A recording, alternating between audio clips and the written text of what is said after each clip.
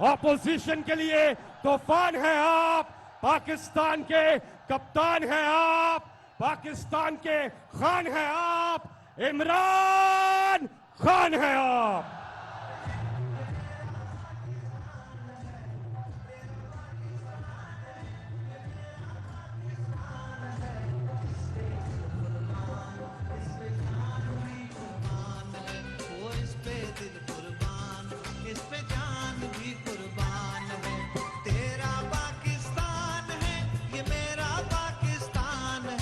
बिस्मिल्लाहिर्रहमानिर्रहीम।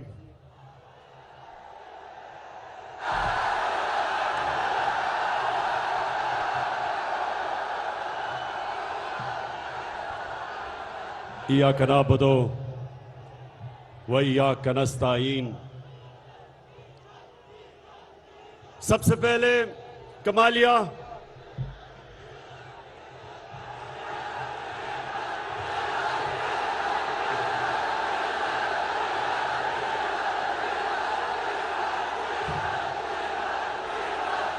कमालिया में भी डीजल सस्ता हो गया है। बड़ा पैसा खर्च किया हमने डीजल और पेट्रोल को सस्ता करना। तो मैं सबसे पहले जनाब रियाज फतेहाना साहब आपको आज खराज तहसीन पेश करता हूं।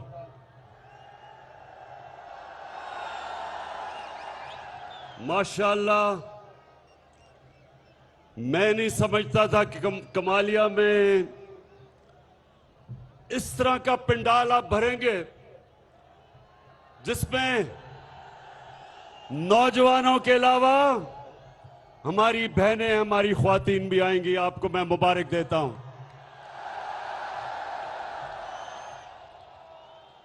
मैं अपने सारे मेंबर पार्लियामेंट, प्रोविंशियल और नेशनल असेंबली के, मैं अपने चीफ मिनिस्टर उस्मान बुज़दार आपको, गवर्नर साहब, चौधरी सरवर आपको और मेरे जितने भी मोअज़्ज़ज़ मेहमान हैं, मैं सबको आज मुबारक देता हूं इस बड़े बड़े बड़े जलसे पे।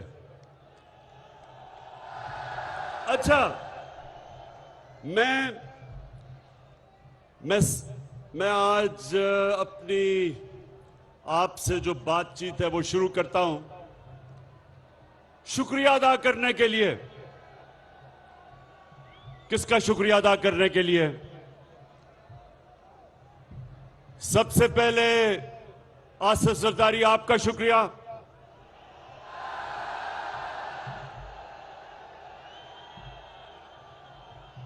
उसके बाद जिसकी कीमत नीचे आ गई है डीजल, उसका शुक्रिया।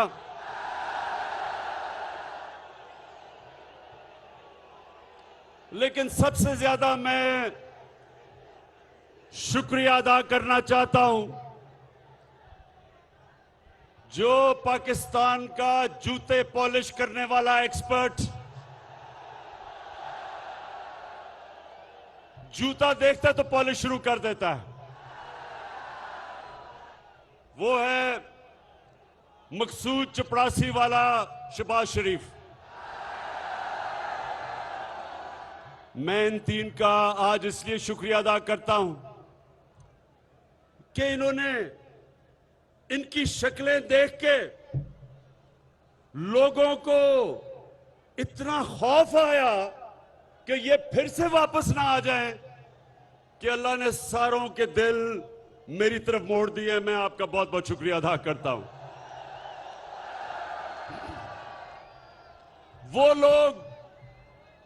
वो लोग हमारी पार्टी में जो 10 साल से सो गए थे, वो लोग जो तहरीक इंसाफ से दूर हो गए थे, वो ये थ्री स्टूजेस की शक्लें देख के सब वापस आ गए हैं। बहुत बहुत शुक्रिया आपका।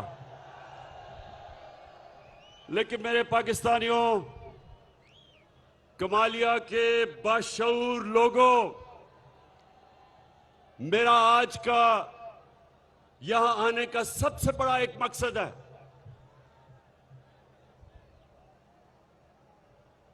मैंने नौजवानों, अब जरा मेरी बात गौर से आपने सुननी है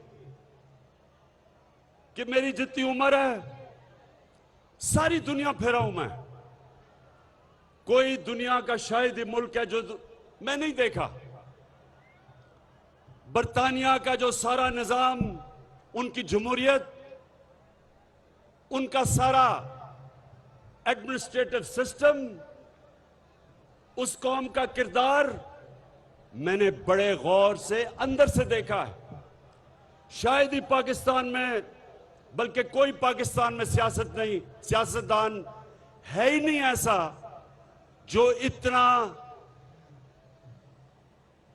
जिसका गौर से और अंदरूनी मुताला बरतानिया के सिस्टम का जो मेरा है।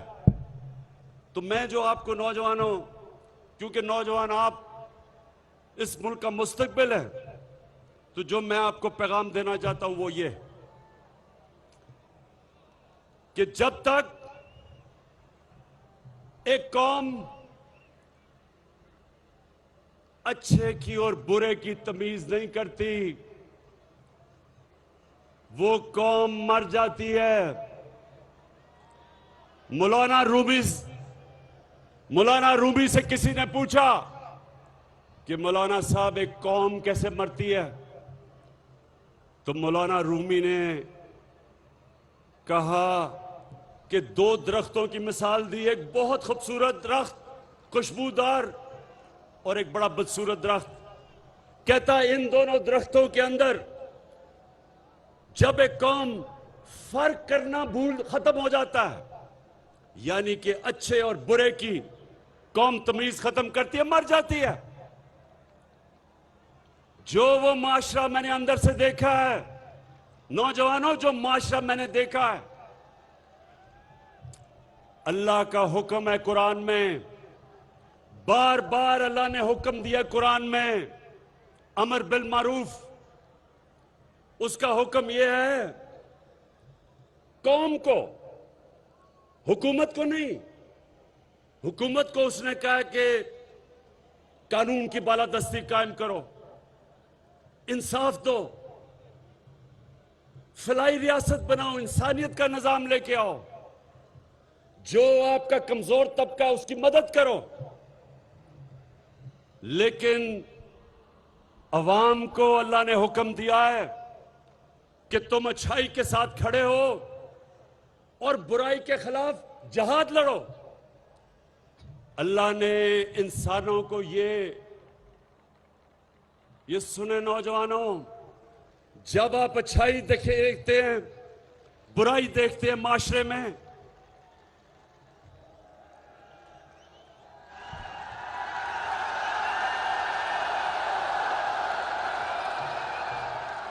जब आप माशरे में अच्छाई और बुराई देखते हैं, तो अल्लाह ने आपके हाथ में यह फैसला नहीं छोड़ा कि मैं ना अच्छाई की तरफ ना बुराई की तरफ, मैं न्यूट्रल हूं। न्यूट्रल का उसने फैसला इंसान को नहीं दिया, या आप इधर हैं या उधर हैं। जब आप ये देखते हैं कि इस मुल्क के वो सबसे बड़े चोर जो 30 साल से इस मुल्क को लूट रहे हैं, जिनके ऊपर नैब में केसेस हैं,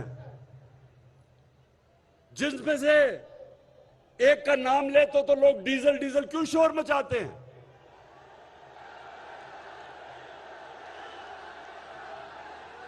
लोग इसलिए शोर मचाते हैं कि सियासत करते हो इस्लाम के नाम पे और अपना जमीर बेचते हो डीजल के परमिट के ऊपर। दूसरी तरफ इस मुल्क की बड़ी बीमारी जरदारी, अरबों रुपए के इसके ऊपर नैब में केसेस हैं। और कौन से केसेस हैं?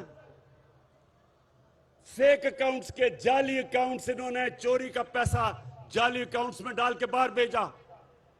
अरबों रुपए के केसेस पड़े हुए नैब में। और तीसरा, चेरी ब्लॉसम आपको पता है चेरी ब्लॉसम जूता ज्यादा चमकता है उससे। तो चेरी ब्लॉसम शरीफ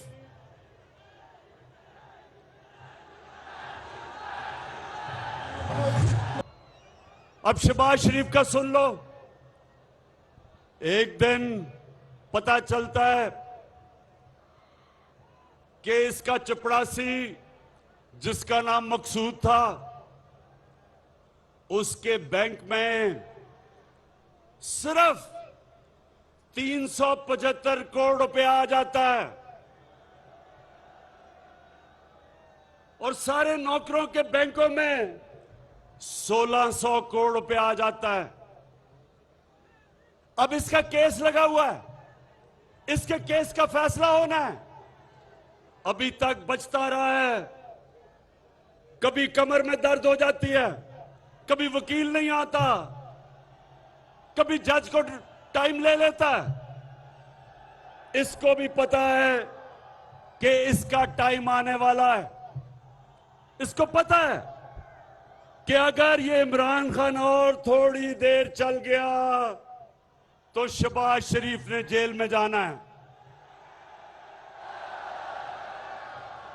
और फिर एक चौथा फनकार है। चौथा फनकार वो है, वो कौन है वो चौथा फनकार?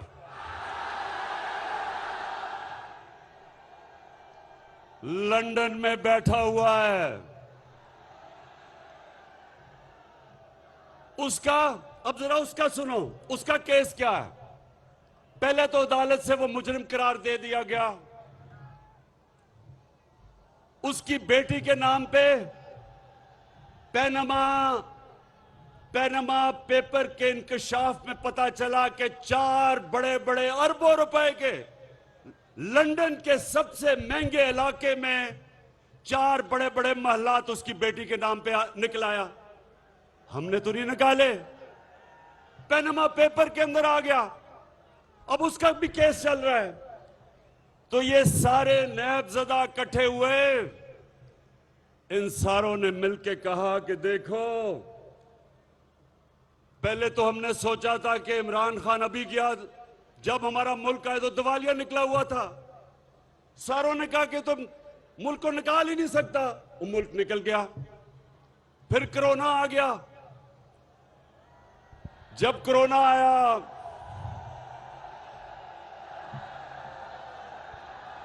कमालिया, माशाल्लाह, बड़ा शऊर है आप में नौजवानों, बड़ा शऊर है। शहबाज शरीफ उस वक्त लंदन में बैठा हुआ था। बेटे को इसने बाहर भिजवा दिया था, दामाद को बाहर भिजवा दिया था, नवाज शरीफ के बेटे बाहर बैठे थे, इसहाक डार बाहर बैठा था, उनके बेटे बाहर बैठे थे, सब लंदन में बैठे थे। इस तरह लगता है कि ये ग्वाल मंडी में नहीं पैदा हुए, ये सारे लंदन में मलकाए क्वीन उसके घर में पैदा हुए हैं सारे। ये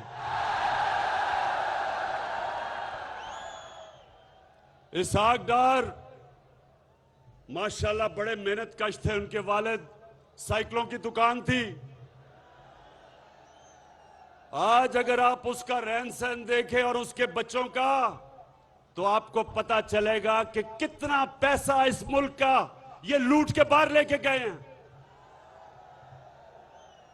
तो ये सारे इन्होंने मिलकर फैसला किया कि एक ही तरीका है, इमरान खान की हुकूमत गिराओ, इक्तदार में आओ, और सबसे पहला काम ये क्या करेंगे? क्या बैठे हैं, क्या काम करेंगे? नैब को खत्म करेंगे, अपने करप्शन केस खत्म करेंगे। पहले उन्होंने पूरी कोशिश की कि इमरान खान इनको एनआरओ दे देगा। मुशर्रफ ने इनको एनआरओ दे दिया। जितनी इन्होंने पहले जितनी करप्शन की थी वो सब माफ हो गई। इन्होंने फिर से आए 10 साल, दोनों हाथों से मुल्क को लूटा। केस इनके तब बने और जोर इमरान खान पे लगा रहे हैं कि अगर आपने अगर आपने हमें करप्शन केस माफ ना किए तो हम आपकी हुकूमत ही चलने देंगे। मैं बार बार ये 3 चूहों को पैगाम दे रहा हूं कि हुकूमत जानी तो मामूली चीज है। 3 स्टूजेस, चूहे तो बड़ी चूहो,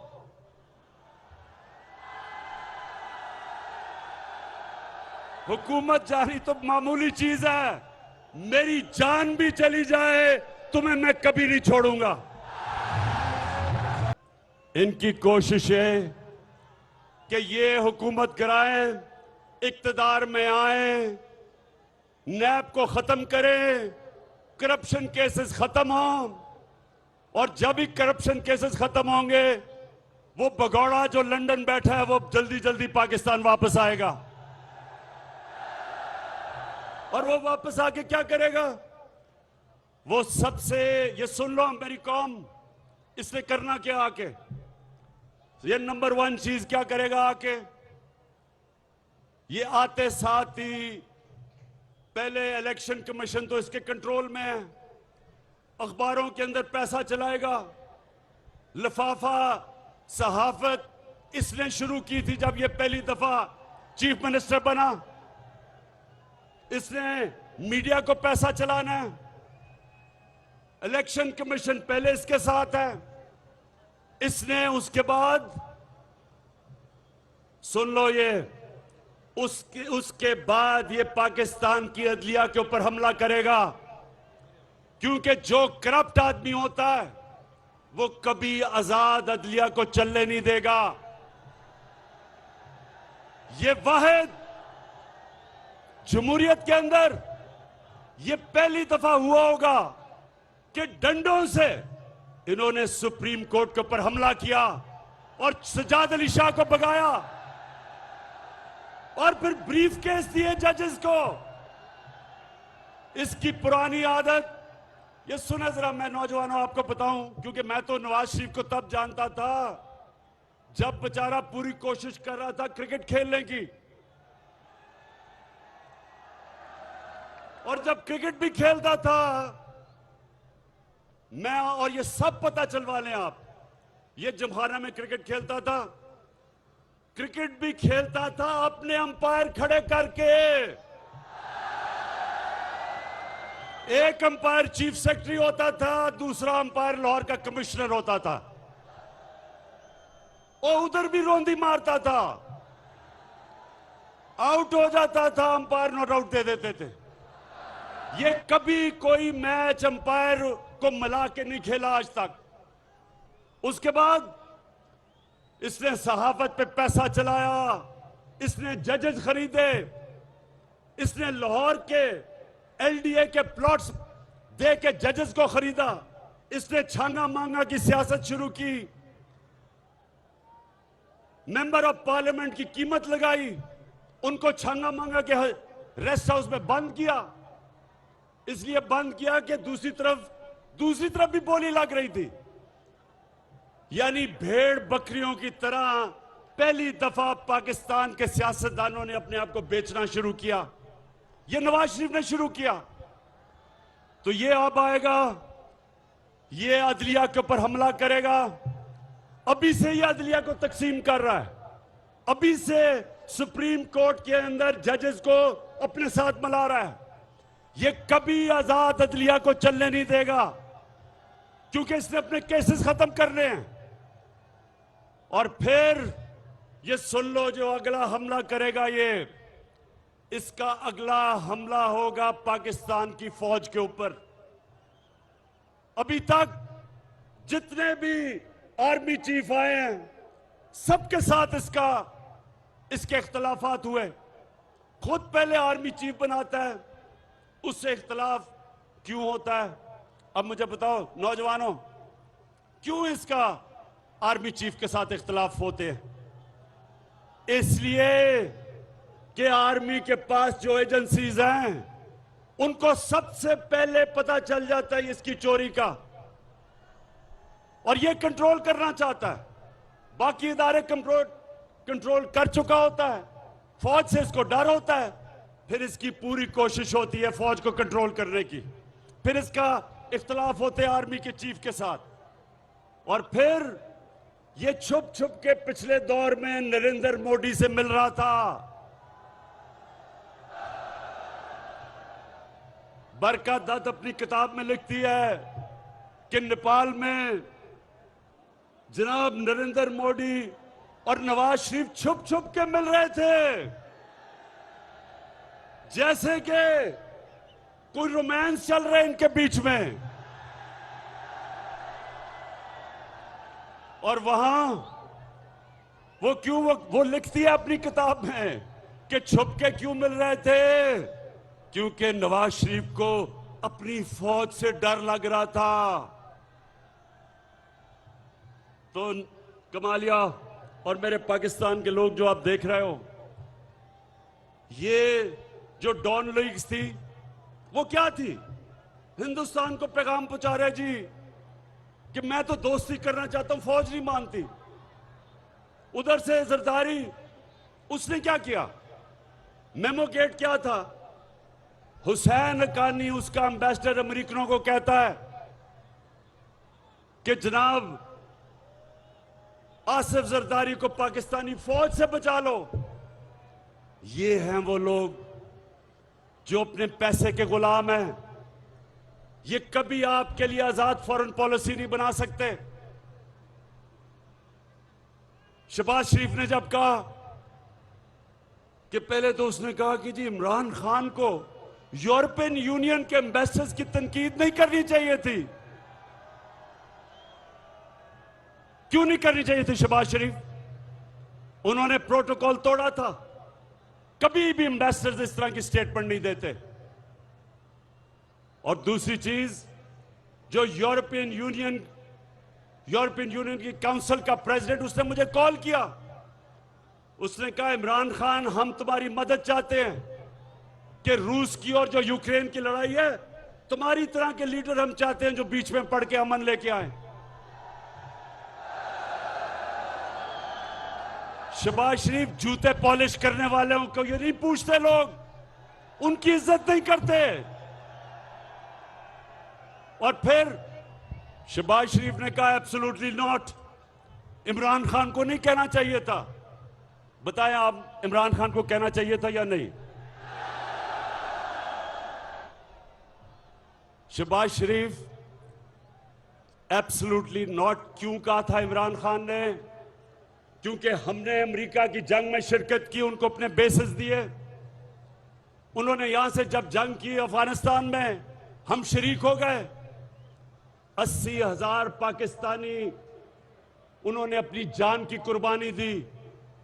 हमारा कबायली इलाका उजड़ गया। कभी पूछे कबायली इलाके के लोगों से कि उनके ऊपर किस किस्म की क़यामत आई? 35 लाख लोगों ने नकल मकानी की उस जंग में हमने जब शिरकत की। उन लोगों से पूछे जिन्होंने नकल मकानी की थी। ज़कात देने वाले एकदम ज़कात लेने वाले बन गए। $100 अरब से ज्यादा मुल्क को नुकसान हुआ।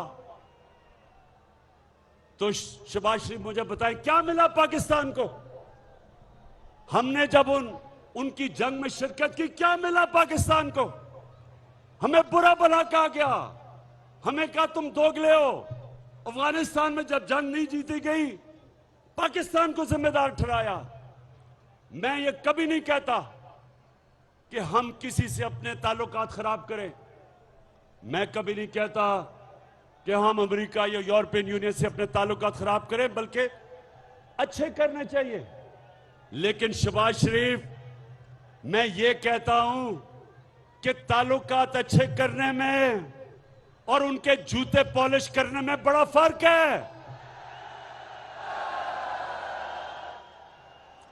आप और आपका बड़ा भाई और आसिफ जरदारी ये हमेशा बाहर की कुव्वतों की गुलामी इसलिए करेंगे कि इनका अरबों रुपया चोरी का मुल्क से बाहर पड़ा है। जिन लोगों का चोरी का पैसा ऑफशोर अकाउंट्स में पड़ा है, बड़े बड़े बाहर की जायदादों में, लंदन में, बाहर के मुल्कों में पड़ा है, वो कभी इस मुल्क की फॉरेन पॉलिसी को एक आजाद फॉरेन पॉलिसी नहीं बनने देंगे। अपनी चोरी किए हुए पैसे की गुलामी करेंगे। इसलिए मेरे पाकिस्तानियों, ये याद रखो, कभी उस पार्टी को वोट ना दो जिस पार्टी के सरबराह का पैसा मुल्क से बाहर पड़ा है। वो कभी इस मुल्क की फॉरेन पॉलिसी को आजाद नहीं होने देगा।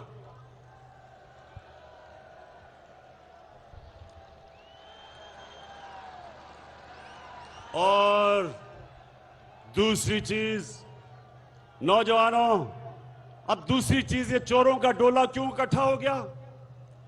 इनको खौफ आ गया कि कोरोना से भी पाकिस्तान सुरखरू होकर निकला, मैशत भी सही रास्ते पर निकल गई।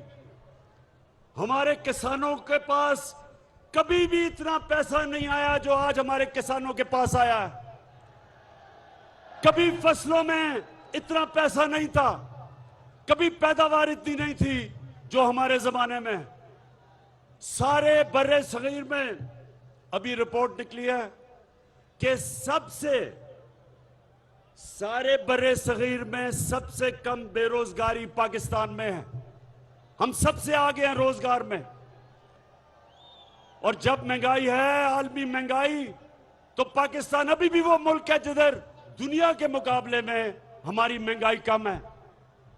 और वो मुल्क है जो अल्लाह का शुक्र है कि वो सही रास्ते पे, record exports, record textile production, record फसलें, रिकॉर्ड टैक्स कलेक्शन, ताकि हम आवाम के ऊपर और पैसा खर्च कर सके। अल्लाह का करम है कि मुल्क सीधे रास्ते पे है। इसलिए इन सारों को था कि जल्दी जल्दी साजिश करके मुल्क को, हुकूमत को गिराया जाए। मैं कल 27 तारीख को मैं सारे अपने पाकिस्तानियों को आज पैगाम देता हूं कि आपने सबने इस्लामाबाद पहुंचना है।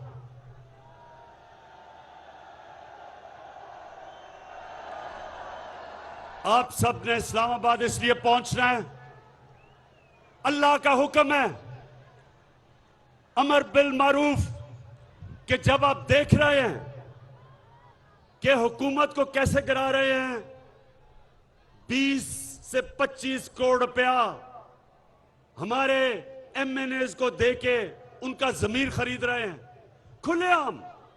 जब आपको पता है कि चोरी के पैसे से एक हुकूमत को गिरा रहे हैं मुल्क के सबसे बड़े डाकू, तो सारी कौम पे अल्लाह फर्ज कर देता है कि आप बुराई के खिलाफ खड़े हो, बदी के खिलाफ जहाद लड़े और अच्छाई के साथ खड़े हो, और उन लोगों के साथ खड़े हो जो आप समझते हैं कि इस मुल्क के अंदर इस चोरी और डकैती और डाकुओं और मुजरमों के खिलाफ जो जंग लड़ रहे हैं। सारी कौम पे फर्ज है कि वो हमारे साथ खड़े और इस्लामाबाद सब निकले। और 27 तारीख को मैं अपनी सारी कौम को देखना चाहता हूं वहां, यानी कि कल जल्दी आना, क्योंकि ये पाकिस्तान में एक ऐसा फैसला कुन दिन होगा, ये एक ऐसा दिन होगा कि मैं आज आप सबके सामने पेशन गोई कर रहा हूं कि पाकिस्तान की तारीख का सबसे बड़ा अवाम का समुंदर निकलेगा राय हक के ऊपर खड़े होने के लिए और इन मुजरिमों को यह बताने के लिए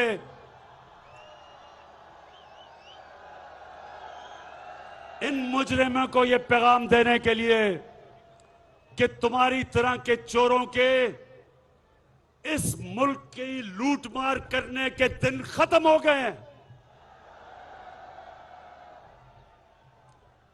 तो कमालिया, मैं आज आपको खराज तहसीन पेश करता हूं जो आपका जज्बा और जुनून है। और आप सबने कोशिश करनी है, आप सबने कोशिश करनी है, तारीख बनेगी इस्लामाबाद में इंशाअल्लाह। कल कोशिश करना जल्दी आए, क्योंकि बहुत ज्यादा आवाम का समुंदर उस तरफ रास्ता करके पहुंच रहा होगा इस्लामाबाद में, और ये दिन होगा जब ये कौम जिंदा होगी। अल्लाह ने जो अमर बिल मारूफ हमें कहा हुआ है उसके ऊपर अमल करना हमारी बेहतरी के लिए। जब कौम इस पे खड़ी होती है, कौम जिंदा हो जाती है, और जब कौम इन चोरों के खिलाफ अपनी आवाज बुलंद करती है तो उस कौम में चोरी और बदी खत्म होती है, वो कौम ऊपर आती है। और वही कौम जब मदीना की रियासत में नबी सल्लल्लाहु अलैहि वसल्लम ने उन अरबों को जिनकी हैसियत कोई नहीं थी, उनको जब अमर बिन मारूफ के ऊपर खड़ा किया तो उन्होंने सदियों तक दुनिया की इमामत की। तो कमा लिया। और जो भी पाकिस्तान में आज देख रहे हैं, मैं आज कल आपको परेड ग्राउंड इस्लामाबाद में देखना चाहता हूं अमर बिल मारूफ के ऊपर खड़े होने के लिए। पाकिस्तान पाइंदाबाद।